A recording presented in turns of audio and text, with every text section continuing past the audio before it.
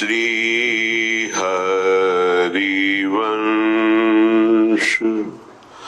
राधा वल्लभ श्री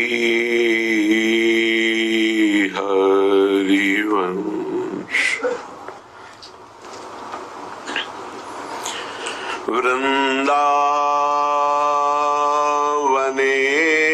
वृंदावनेश्वरी तवैव पदारविन्दम्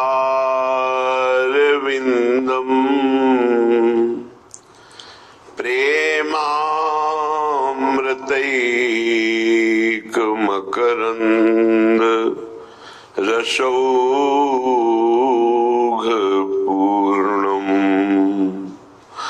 हृद्यर्पितं मधुपते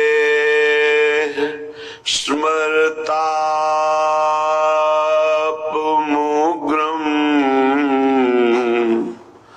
निर्वापयत् परम शीतलमाश्रयामि परम शीतलमाश्रयामि।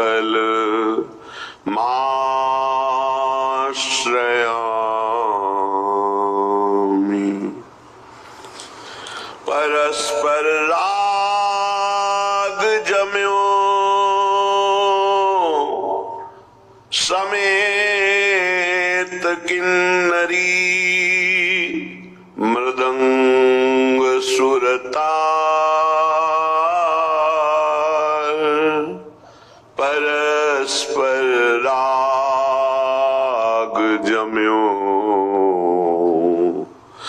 समेत किन्नरी मृदंग सुरतार तीनों सुरनिकेतान बंधान धुर ध्रुपद अपार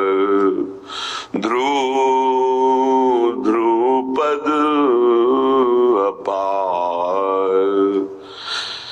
विरसलेत धीरज न रह्यो तिरप लाग डाट सुर मोर निसार श्री हरिदास के स्वामी श्यामा श्री हरिदास के स्वामी श्यामा जे जे अंग की गति लेती अति निपुण अंग अंग आहार निपुण अंग अंग आहार। तो कॉपी बोलत हैरी लाल ठाढ़े कदम्ब तर अब के ऐसों ज्यों किए कहा होत हैरी मारी रही कुसुम शर कुंज बिहारी अपनो अंश तासों क्यों की जय छदमवर श्री हरिदास के स्वामी श्यामा ढूंढत बन में पाई क्रम क्रम विषम डर ढूंढत बन में पाई क्रम क्रम विषम डर। उपासक का प्रतिपल लक्ष्य आराध्य देव ना कि शरीर ना इंद्रियां ना मन ना बाहरी कोई संग सब धोखा है।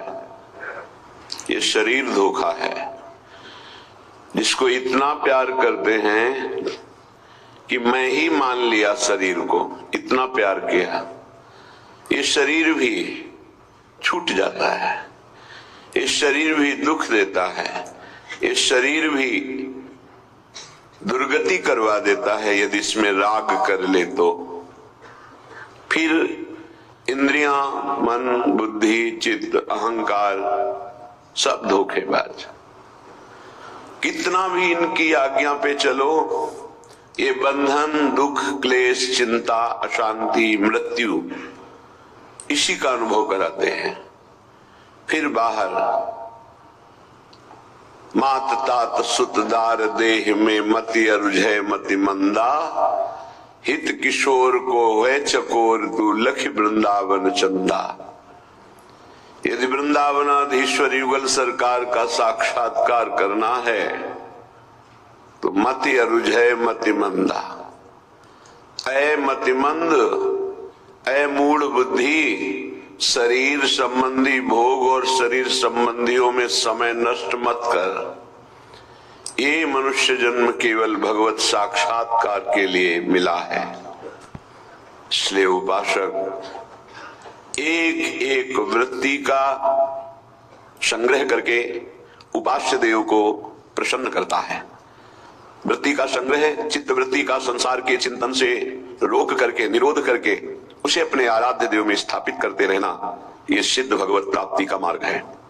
चित्त वृत्ति का अनन्य चिंतन यही भगवत साक्षात्कार कराता है। बस दूसरा जितना साधन है वो इसी की पूर्ति के लिए है कि हमारी चित्त वृत्ति अखंड भगवदाकार कैसे हो, इसके लिए अन्य साधन है।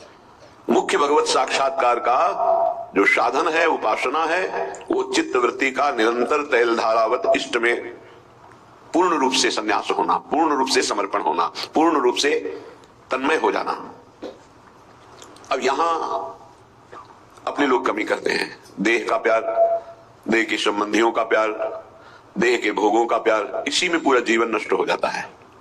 श्रीपाद प्रबोधानंद जी महाराज कह रहे हैं, जरत कंथा में काम दधदपि चकोपी न मनिषम, प्रगायन श्री राधा मधुपति रहा के लहरी, फलम वा मूलम वा किमपि दिव शांते कवलयन, कदा नेशे वृंदावन भुवि दशाम जीवनमयी। हे प्रियालाल, आप कब ऐसी हमें सामर्थ्य देंगे कि हम इस रहनी से वृंदावन में रहें। देखो, दिखावा के लिए नहीं है कि 4 दिन के लिए हम कोई दिखावा करें। वो बहिर्मुख साधक होता है जिसकी एक रहनी नहीं होती।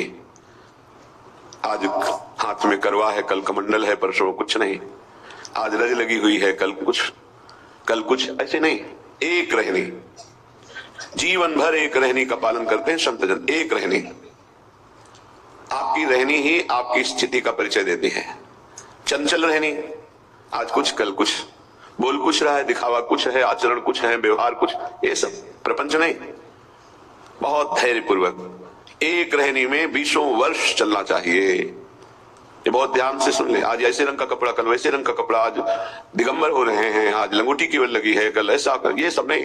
एक रहनी, महापुरुषों की एक रहनी देखी गई है। फिर वो जो स्थिति आती है वो बात अलग। स्थिति का नाटक करना और स्थिति आने में बड़ा अंतर होता है। नाटक नाटक ही रहता है, स्थिति स्थिति रहती है। श्रीपाद कह रहे हैं इसे नाटक में ना उतारा जाए, इसे स्थिति में लिया जाए। क्या कह रहे? जरत कंथा में काम दधदपि चकौपी न मनिषम, केवल एक लंगोटी शरीर में है और ऊपर से फटे पुराने कपड़ों को घूरे में से बीन चिनगटा रक्षा कीजिए सीतिन, ऐसे बसिए ब्रज बीथिन। जो फेंक दिए गए हैं वस्त्र उनको उठा लिया और उनको गांठ लगा ली गई या सील लिया गया, उसे कंथा कहते हैं। जो वस्त्र त्याग दिए हैं, जिन पर किसी का अधिकार नहीं है, वो प्रतिग्रह नहीं होता, उसे उठा लिया, यमुना में धो लिया, गांठें लगा ली, शरीर को ढक लिया। पहले ऐसा ही था, क्योंकि यहां आधुनिकता नहीं थी। बहुत मुश्किल होता था उदर भरना, वो ब्रजवासियों की टूक से ही होता था। एक शरीर में लंगोटी और जो त्याग दिए गए हैं ऐसे वस्त्रों का संग्रह करके, ग्रंथि लगाकर या शिल करके, और उसको शरीर में धारण करना। जरत कंथा में काम दधदपि चकौपी न मनुष्यम, एकमात्र उन पुराने कपड़ों की कंथा जो जोड़कर बनाई